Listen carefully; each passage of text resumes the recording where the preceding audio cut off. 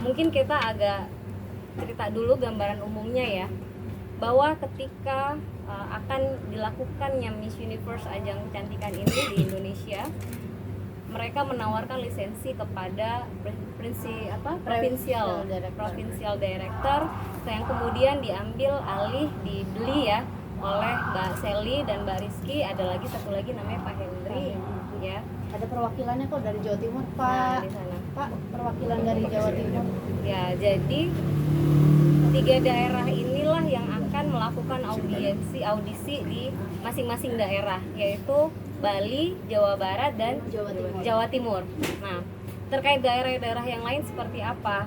Ternyata ada perlakuan yang berbeda, tapi tidak akan kita bahas di sini. Tetapi singkatnya adalah sebenarnya sudah banyak dirasakan oleh sahabat-sahabat PD ini hal-hal yang rasanya kok tidak proper ya, kok rasanya ada yang tidak profesional ya. Tetapi selama ini mereka berusaha membuat ini kembali on the track ya, memperbaiki sampai akhirnya kejadian pada tanggal 1 Agustus 2023 menjelang Grand Final, 3 hari menjelang Grand Final.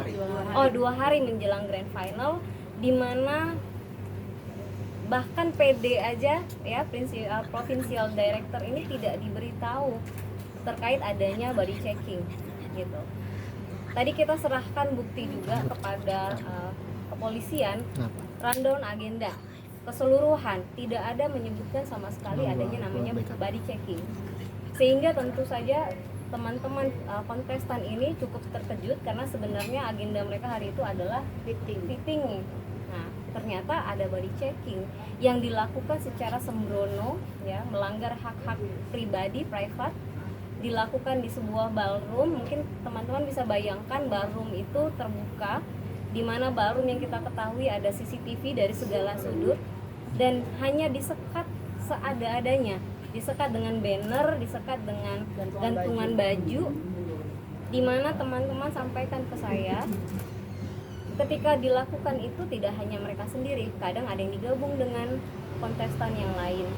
Kadang pada waktu mereka dilakukan pemeriksaan, lalu lalang orang di luar masih kelihatan, orang di dalam juga bisa keluar masuk semaunya gitu.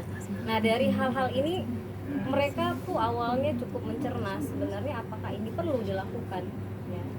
Pada saat itu juga mereka ada yang menangis, ada yang kena mental, ada yang menolak, tetapi seolah-olah ini adalah hal yang harus dilakukan karena ada bahasa di internasional, kalian akan lebih parah lagi, kalian akan ditelanjangi di depan banyak orang gitu. Sehingga hal-hal ini ada relasi kuasa di antara panitia yang melaksanakan dengan para kontestan. Terjadilah body checking, di mana pada saat body checking ini ada orang lain dengan jenis kelamin yang berbeda. Kita bisa bayangkan bagaimana keluarga mereka, bagaimana orang-orang terdekatnya membayangkan mereka dilakukan pemeriksaan, disuruh melepaskan busana di hadapan orang yang berbeda jenis. Kemudian akhirnya mereka melaporkan kepada PD ya, tingkat cerita berupaya untuk menunjukkan bahwa sebenarnya mereka tidak pernah ada concern dalam hal body checking. Nah, kemudian ini terus bergulir, ramailah di media sosial, sempat diminta klarifikasi dari Mbak Sally, dari Mbak Rizky, kenapa sih body checking seperti ini harus dilakukan? Kalaupun ada hal-hal yang common dilakukan, tidak seperti ini gitu. Tentu ini cukup merusak sistem dan ini mengecewakan ya, bahwa ajang kompetisi kecantikan dengan harapan menaikkan value perempuan di Indonesia ini justru menjadikan mereka seperti objek ya, karena ada perilaku-perilaku yang semestinya tidak perlu mereka lakukan. Tujuannya apa? Motifnya apa?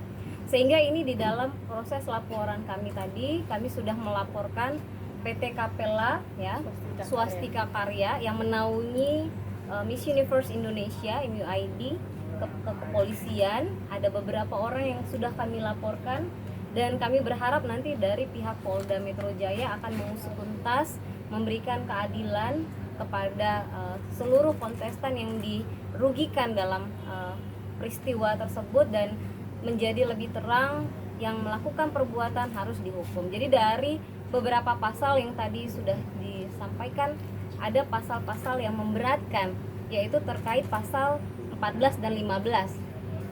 Ada pasal 5 dan 6 juga, semuanya di ranah undang-undang tindak pidana kekerasan seksual gitu. Kenapa ada pemberatan? Karena mereka diperlakukan ketika ada relasi kuasa, ketika mereka merasa terintimidasi gitu. Nah, kemudian bergulir isu semakin dalam ya. Ditambah lagi mungkin di sini ada Mas Rio, ada Mas Alwin ya, Elwan, dan mereka ini sebenarnya tadinya adalah bagian daripada orang-orang yang berada di Miss Universe Indonesia.